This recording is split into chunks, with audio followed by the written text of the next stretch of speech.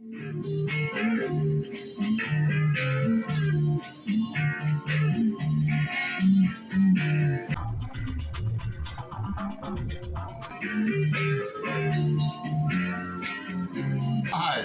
Alan here.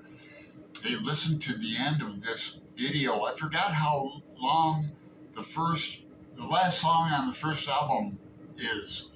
It's really long. But anyway, how about I don't get a copyright strike like I did with Neil Young gave me a copyright strike on one of my on the Kent State one memorial on May 4th. I did, and I had to take the music out. They gave me a choice: delete it or take the music out. They'd take the music out for me. I said, "Yeah, go ahead." Well, I didn't think it through because the music in my video, obviously they took it out, so all the music went bam, and it was off. And people who watch it notice. Anyway, yeah, I got some Beatles albums. Now they came before my high school. That be not that old, but in high school I got turned on to them. I have a Capitol Records copy and a Apple Records copy. And I just played the Apple one. It's spinning still. No scratches. They're in plastic. I've had them since high school. So the high school required reading tag. My friend Pat tagged me along with everyone else. Thanks, Pat. I was talking about records with Pat today, and I might get to those, but let's get on with the tag. It's an original tag that was created by Nicole at Noteworthy Fiction and by Alex at Stay at Home Reader. And Nicole says, "This is my first tag video, and it's from high school, or it's about high school required reading lists. This is an original video reflecting on the books we read or were supposed to read in high school. I've listed the props below in case you want to do this tag, and etc. Be sure to tag her."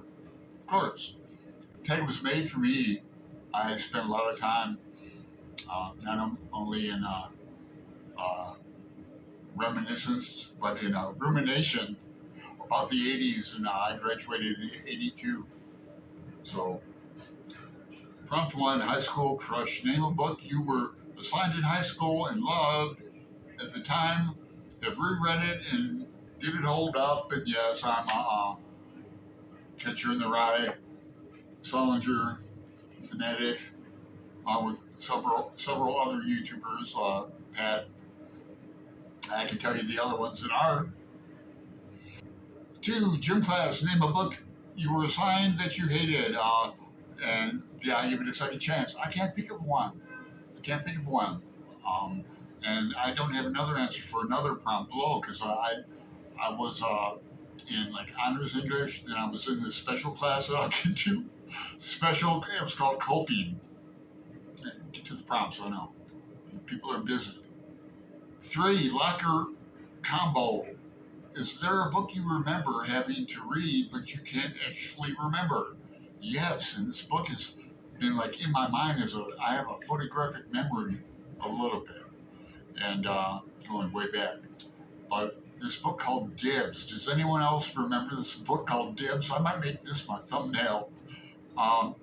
I don't remember it, but I looked it up, and I kind of remember reading because I was in this class coping before anyone gets on to like, oh, you're reading Dibs. Like, okay, the teacher assigned you Dibs. It explains a lot, Al. Well, we all read it. It was in this class called Coping. We read another book I'll get to, but yeah, I don't remember it, but I think I liked it. 4, Cliff Notes. Was there a book that you were supposed to read but didn't? I have notes on this. I haven't even got to. 4, no. We read a lot of Shakespeare in my high school. I was lucky enough to be in like an honors English. I had the same teacher all 4 years, Mrs. Selden. 5, electives. Did you read just for fun? What books were you reading outside of assignments? I remember reading S.E. Hinton, and I read,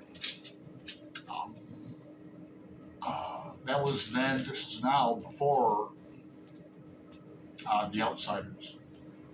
And I remember them drinking Cokes and smoking Marlboros and wearing jackets and that. And I also like to read movie things. Like I remember reading the book of The Sting with Paul Newman and Robert Redford.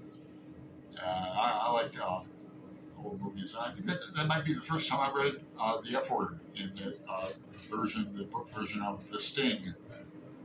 It might have been a novel before the movie. It probably was, huh? If so, I remember when the name was Hooker was his nickname, Robert Redford character, I believe. 6. Rebound. What book would you replace from the typical assigned reading list? Good question. We were talking about Zen and the Art of Motorcycle Maintenance on the live show a couple of weeks ago. How we've read that before and how it surprised us and how we'd like to read it again sometime like that next year probably. But, that's a psychological book that high schoolers could handle. Now, I'm sure they read. I don't even know what high schoolers read anymore. I'm really out of touch with that. I didn't read any Joyce till 1983 after I was at Kent State. We read Portrait of the Artist. And then my grandma got me a copy of Ulysses in 84. Okay, 7. Teacher's pet. What book got you excited about reading for class? What do I have here? I have Two Gentlemen of Verona because, like I said, my English teacher was involved.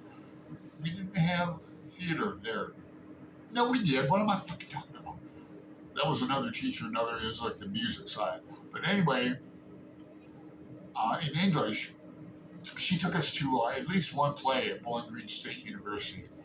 And the one I remember is Two Gentlemen of Verona. Because later on in Kent, my friend from high school, Doug Goff, his brother was in it. And we went to Kent together. So that's how we made friends in high school. And he's still my friend on Facebook too, Doug Goff. He's in Austin now. 8. Study hall. What was the most difficult book you read in high school? I.e., that is, the one you spend the most time studying. I had to be Shakespeare. I've told the story before. If anybody wants to know more about the quote-unquote pub I grew up in, called my basement, half of it was like a full bar with Guinness going through the wall from a refrigerator on tap, drinking cold in America. Billiard table, 2 couches, pinball machine, foosball table. We'd alternate that with an air hockey a pachinko machine in the wall. My dad was a fireman, big poker table. It was a firefighter, so everything was like firefighter shit. Like the phone was in the break the glass. We had fire hydrants around that weighed 100 pounds and looked very heavy, etc. Fire patches all over the rim of the ceiling, fighter patches that they don't give out anymore because people can impersonate. That's where we live in. So I did Shakespeare and I would get drunk. This is in high school or before. And with video, we had a VCR and upstairs and down and TV and the text. Watching Shakespeare. Then I went in the theater, but this is a high school thing. 9.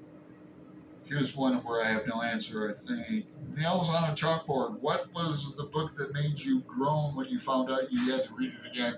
I don't know. I was in a reading. 10. This takes some people, I hope. Extra credit. What book do you think they should be added to every high school reading list? I put Waiting for Godot. This book has followed me around forever. Maybe they read it in junior high school now, but I still have a copy of the play. And I saw it twice, not once, but twice. Last year, here in Portland, Oregon. We have an Irish theater here. I need to get back to that. Ulysses on Wednesday, too. Tomorrow's Wednesday. So I want to thank Pat for tagging me. She tags everyone.